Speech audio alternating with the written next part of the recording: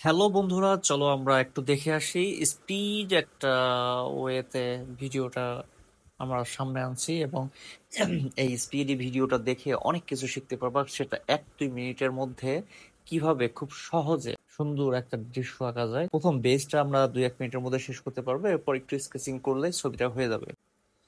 ধীরে ধীরে ফলো করে এই কাজটা করলে অবশ্যই তোমরাও খুব দ্রুতই এরকম একটা ছবি আঁকতে পারবে, যেখানে খুব বেশি আমি কাজ করিনি, খুব হালকা করে কাজ করছি, যেটাতে যেন যে কেউ ইজিলি দেখে বুঝতে পারে।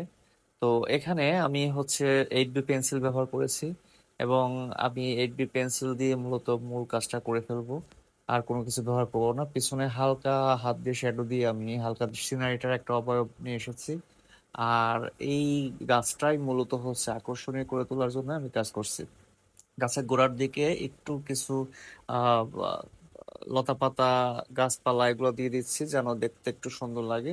আর পাশাপাশি একটা নৌকা এঁকে দিলাম পাশেই, যেটা দেখতে অনেকটা চাইনিজ আর্ট বা চাইনিজ সিনারি এরকম লাগবে এবং খুবই খুবই খুবই খুবই খুবই বিউটিফুল লাগছে আমার কাছে। জানি না বন্ধুরা তোমাদের কাছে কেমন লাগছে।